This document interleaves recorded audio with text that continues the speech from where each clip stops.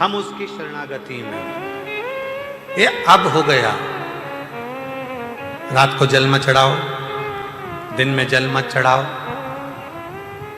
दो देवता हैं जिनकी रात्रि है,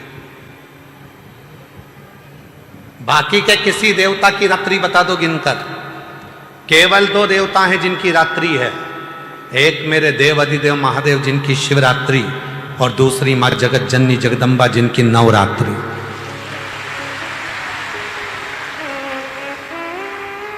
33 कोटि देवताओं की लिस्ट निकाली है, किसी देवता की रात्रि नहीं है।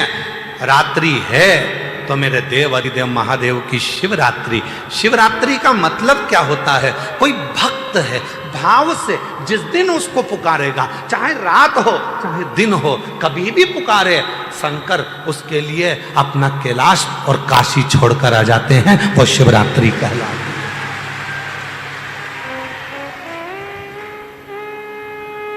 आज क्या है? कथा की शिवरात्रि। अगर तुमने कह दिया किसी के सामने आज शिवरात्रि है तो लोग कहेंगे पागल हो गई क्या? अभी कोई शिवरात्रि है? महीने की शिवरात्रि तो बाद में आएगी। तू तो अभी की शिवरात्रि, ये शिवरात्रि कहां से आ गई? कई लोग कहते सीहोर वाले बाबा ने शिवरात्रि बनाना चालू कर दिया, हर कथा में शिवरात्रि मनाते हैं। क्यों ना मनाए, क्यों ना मनाए? हमारा वो आकाश और आशीष इनकी औलाद है। वो हमारा आकाश, उसकी छोटा वाला लड़का है माधव, वो रोज जन्मदिन मनाता है। और वो आशीष है तो वो उसकी लड़की गुड़िया आविका, वो भी रोज जन्मदिन मनाती है। उसकी मम्मी रोज इतना बड़ा आटे की लोई बना के थाप के दे देती है, वो चक्कू से केक काटती है, हैप्पी बर्थडे टू यू, उसका जन्मदिन।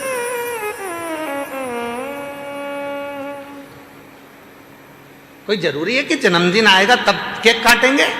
कभी कभी बच्चों को अच्छा लगता है तो माँ बाप कह देते जा लिया केक काट के खाते हैं। ला, जिस दिन जन्मदिन होगा तो उस दिन तो ढेर केक आएंगे, खाते ही नहीं बनेगा। लोगों को मुंह में ठुसाओगे, खिलाओगे, तुम नहीं खा पाओगे, बस मुस्कुराओगे, पर खाओगे नहीं, दूसरे को खिलाओ। इतने केक यहाँ कटा वहां कटा, यहाँ काटा वहां काटा, गाड़ी पे काटा, स्कूल में काटा, यहाँ काटा, सब दूर केक कटेंगे, पर तुम खा नहीं पाओगे। खाने का मजा कब है? जब जन्मदिन निकल गया, अकेले हो, उस दिन एंजॉय अपने परिवार के साथ। लाओ जरा अच्छा बढ़िया केक खरीद के लाओ, बढ़िया चॉकलेट वाला, काट के फिर खाया तो स्वाद आया, आनंद आया। तो जरूरी है कि जन्मदिन के दिन ही खुश होगे? तुम तो रोज प्रतिदिन एक लोटा जल चढ़ाकर इतने खुश हो कि मेरे बाप से मैं बात कर कर आई हूं, मेरे पिता से मैं बात कर कर। प्रसन्नता होना चाहिए, आनंद होना चाहिए,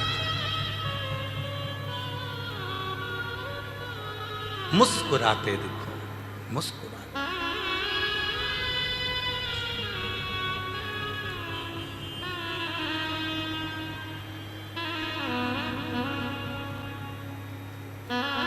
हम तो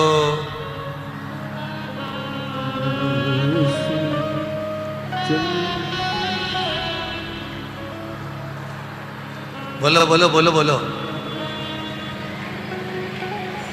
ये दुनिया, ये दुनिया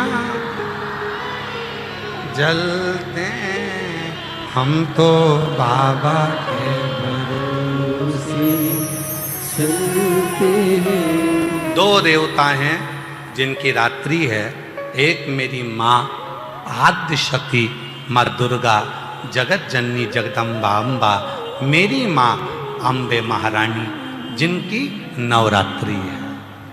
नवरात्रि, एक मेरी माँ जिनकी नवरात्रि है। नवरात्रि का मतलब है माँ का दरवाजा कभी बंद नहीं होता। तुम रात्रि को भी अपनी माँ को पुकारोगे तो माँ तुम्हारे सामने खड़ी मिलेगी।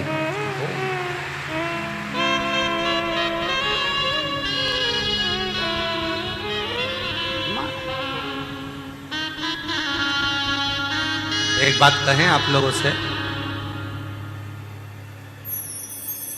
घर की जो बुजुर्ग माँ होती है ना, वो बोलती बहुत है, पर उसको बोलने देना चाहिए। क्यों?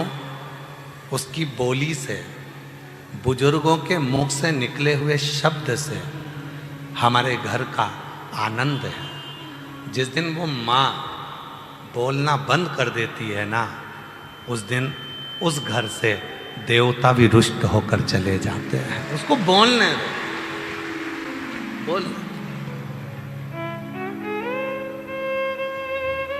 कल एक बहन जी पूछ रही थी, गुरुजी शरीर का सारा अंग बूढ़ा हो जाता है, भगवान से प्रार्थना करो ना कि ये बुढ़ापे में हाथ पांव सब बूढ़े हो जाए। हमने कहा नहीं नहीं नहीं, तुम झूठ बोल रही हो कि शरीर का पूरा अंग बुढ़ापे में बूढ़ा हो जाता है। जीवान कभी बुढ़ी नहीं होती, जीवान कभी बूढ़ी नहीं होती। जीवान तो जवान की जवान है, जीवान का नियम है। बहुएं आती हैं, जीवान और जवान हो जाती है। 70 की उम्र आएगी, जीवान और जवान हो जाएगी। 75 की उम्र आएगी, जीवान और जवान हो जाएगी। अगर तुम्हारी बूढ़ी अवस्था के साथ जीवान भी बूढ़ी होती तो सास और बहू का कभी झगड़ा नहीं होता, कभी झगड़ा नहीं। जीवान कभी बूढ़ी नहीं होती, जीवान जवान की जवान होती है। जैसे जैसे उम्र बढ़ती जाएगी वैसे वैसे जीवान और जवान होती चली जाएगी। तो बहुएं कहती हैं, कितनी बोलती हैं मम्मी, तुम थोड़ी देर चुप क्यों नहीं रहती? अब उनको कौन समझाए? तुम्हारे शरीर की जवानी चल रही है और बूढ़ी माँ की जीवान की जवानी चल रही है, उसको कौन समझाए? जीवान कभी वृद्ध नहीं होती, बूढ़ी नहीं होती, कभी बूढ़ी।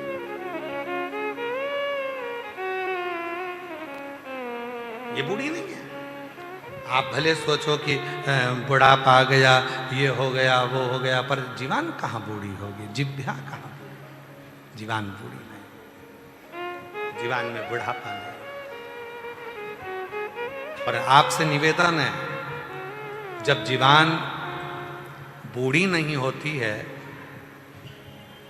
जब जीवान बूढ़ी ही नहीं होती है, अमित एक कुर्सी दे दो माँ को, दे दो। जीवान जब बूढ़ी ही नहीं होती है तो फिर हम भजन को बूढ़ा क्यों करें? भजन भी जवान होना चाहिए, भजन की भी जवानी होना चाहिए। जीवान कभी बूढ़ी नहीं होती, भजन करो। शिव पंचायत में बैठकर 5 देवता ये निर्णय लेते हैं कि तुमने शिव का स्मरण कितना किया, शंकर का भजन कितना किया, शिव भक्ति कितनी।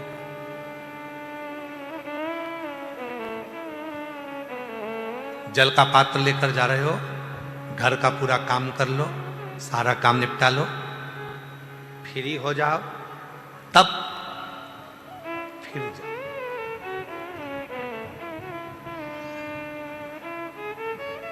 फिर जाओ, 2 मिनट ज्यादा भी लग जाएगा तो भी सब काम पूरा करके आई हो, सब काम।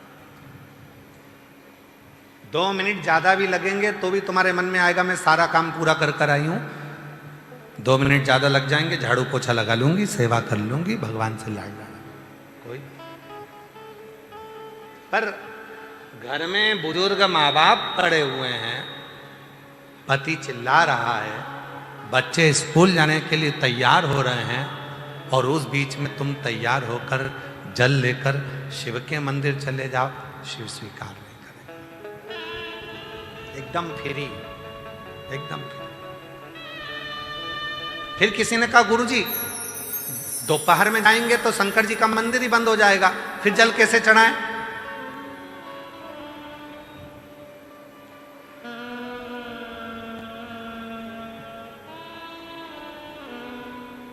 फिर याद करो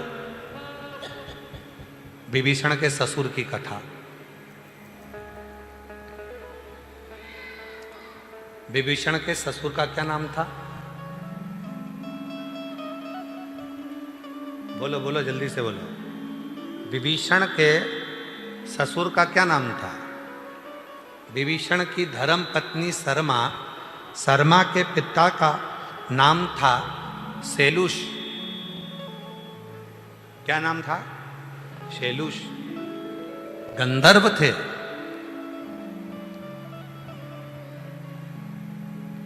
और शैलुष गंधर्व लोक में निवास करते थे।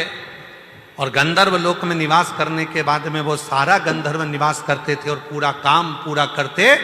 और पूरा कर कर जब वो कैलाश पर भगवान शंकर की आराधना करने के लिए जाते तो शिव जी तो वहां से ओझल हो जाते, देखते ही नहीं। अब तुम अपने ऊपर लेके चलना इस कथा को। हम अगर दोपहर में जाएंगे तो मंदिर बंद हो जाएगा, समझ लो शिव जी ओझल होगा। क्या करें? विभीषण के ससुर शैलुष गंधर्व जब देखते थे कि शंकर जी नहीं है, जो जल लेकर जाते थे वो जल शंकर जी के कैलाश पर चढ़ाकर आ जाते, कहीं एक कोने में जल को समर्पित कर देते। जल को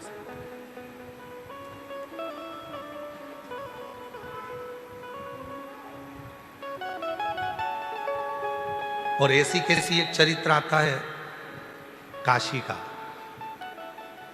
काशी में एक कचौड़ी बेचने वाला है, उसका नाम हमारे स्मरण में नहीं आ रहा है, कचौड़ी बेचता है। और वो कचौड़ी बेचने वाला पुराने समय की बात है, हाथ से कचौड़ी बनाकर सबको खिलाता था, सवेरे सवेरे मंदिर जाता था। एक दिन शिवजी के मंदिर में गया तो विश्वनाथ जी का मंदिर उस दिन खुला नहीं था और उस दिन ग्राहकी ज्यादा थी, तो मंदिर के दरवाजे पर जल चढ़ाकर आया और दरवाजे पर ही चौखट पर गणेश जी बने थे। किसी किसी मंदिर में आपने देखा होगा दरवाजे पर गणेश जी बने होते हैं पत्थर के। तो नीचे जल चढ़ाया और जल चढ़ाकर गणेश जी से कहकर आ गया, पिताजी को बोल देना था मैं आया था, पिताजी को कह देना मैं आया था, जल चढ़ाकर गया हूं, बता देना अपने पिताजी को। अब तो वो चले गया। गणेश जी महाराज मुस्कुराकर अपने पिताजी के पास गए और भोलेनाथ जी से कहा, वो कचौड़ी वाला आया था, कह रहा था कि मैं आया था, बोल देना पिताजी को। शिव जी ने कहा गणेश जी से, गणेश संपूर्ण काशी में, संपूर्ण अवंतिकापुरी में, संपूर्ण सौराष्ट्र में, संपूर्ण संसार में जो मंदिर का क्षेत्रफल होता है, जिस मंदिर के क्षेत्रफल में शिव विराजमान होते हैं, उस मंदिर के क्षेत्रफल का जितना जितना बाउंड्री होता है, उस बाउंड्री के अंदर अगर कोई शिव भक्त पहुंचकर मेरा मंदिर बंद भी है और अगर किसी स्थान पर भी जल चढ़ाकर जाता है, वो जल मुझे स्वीकार होता है, मैं उसको स्वीकार कर लूं। मंदिर बंद है, मंदिर के अंदर कोई पौधा तो होगा, मंदिर के अंदर कोई पेड़ तो लगा होगा, मंदिर के अंदर कोई बेलपत्री का वृक्ष तो होगा, मंदिर के अंदर कोई पीपल का वृक्ष तो होगा, मंदिर के अंदर कोई बड़ का वृक्ष तो होगा, मंदिर के अंदर कोई तुलसी का पौधा तो होगा। मंदिर बंद है और तुम जल चढ़ाने गए, चढ़ाने नहीं दिया, मंदिर बंद हो गया। उस पौधे में तुम देव अधिदेव महादेव के भाव से जल देना प्रारंभ करो, शिव उस जल को खुद आकर स्वीकार करना प्रारंभ कर दे।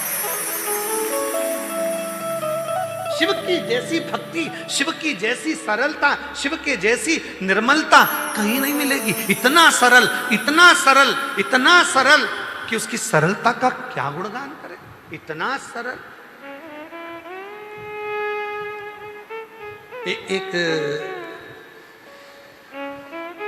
गुरुजी ने एक भैंस चराने वाले को गुरु मंत्र दे दिया और भैंस चराने वाले को गुरु मंत्र दिया और गुरु मंत्र देकर कहा कि इस मंत्र को याद कर लेना, 1 महीने बाद आकर पूछूंगा, अगर मंत्र नहीं बताया तो काट के फेंक दूंगा तेरे को, सोच लेना। चेले ने कहा जी गुरुजी मैं मंत्र याद कर लूंगा और उसको मंत्र दे दिया, ओम नमः शिवाय। क्या मंत्र दिया? ओम नमः शिवाय। मंत्र अब ओम नमः शिवाय भैंस चराने जाए, ओम नमः शिवाय, ओम नमः शिवाय, गाय भैंस चराए और ओम नमः शिवाय बोलता जाए। एक दिन पानी पीने के चक्कर में इसकी भैंस आगे निकल गई। भैंस आगे निकली तो ये दौड़ कर गया और गया तो भैंस दिखी नहीं। इतने में दूसरा व्यक्ति आया और आकर बोला वो उधर तेरी भैंस जा। वो दौड़ कर गया और दौड़ कर जाकर भैंस को पकड़ा। पकड़ तो लिया, मंत्र भूल गया, मंत्र भूला।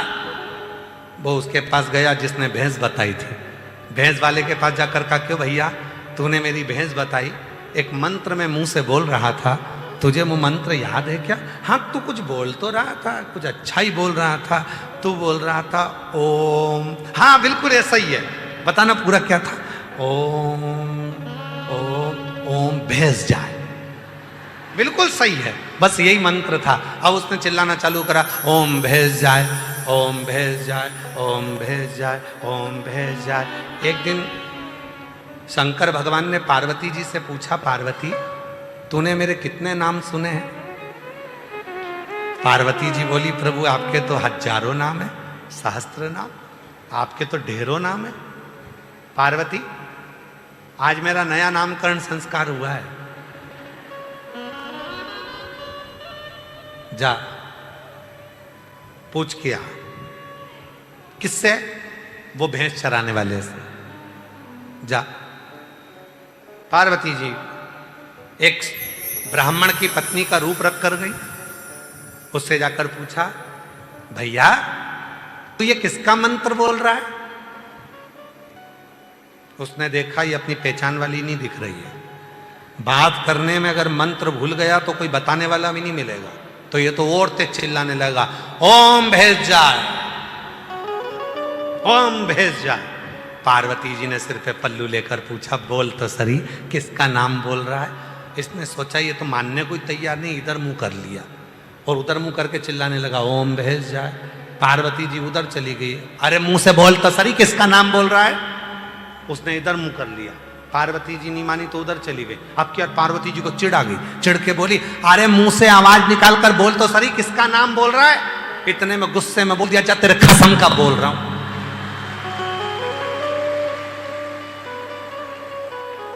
अब जो बोला तेरे कसम का बोल रहा हूं। पार्वती जी सीधे ऊपर आई महादेव के पास में। भोलेनाथ जी ने पूछा पूछिए ही हाँ किसका नाम ले रहा है? मेरे कसम का।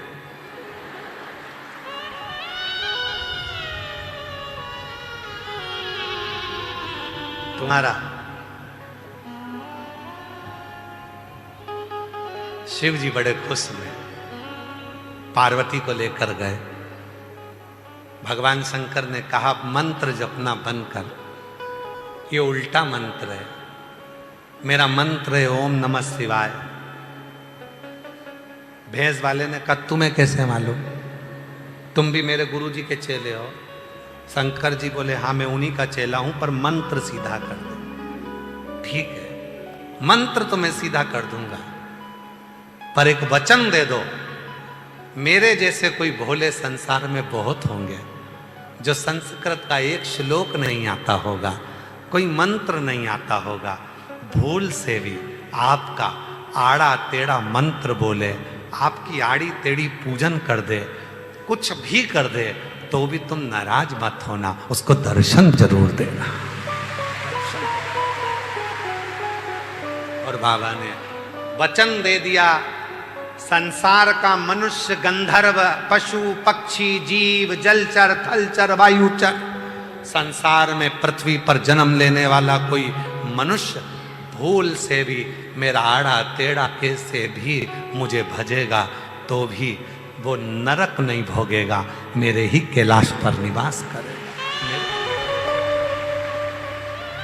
इसलिए मेरी जीजियों, मेरे जीजाओं, मेरी बेटियों बेटाओं, मेरे बुजुर्ग माँ बाप, चिंता मत करना। कोई तुमसे कहे तुम तो ये मंत्र गलत बोलती हो, कोई तुमसे कहे तुमने चढ़ा हुआ पानी पी लिया, कोई ने तुमसे कह दिया ऐसा कर दिया, कोई ने कह दिया बेलपत्री खा गई, कोई ने कह दिया वैसा कर दिया, कोई ने कहा ये कर दिया, उससे कहना तुझे क्या करना, मेरा पिताजी मुझे जानता है अच्छी तरह से कि मैं कैसी हूं।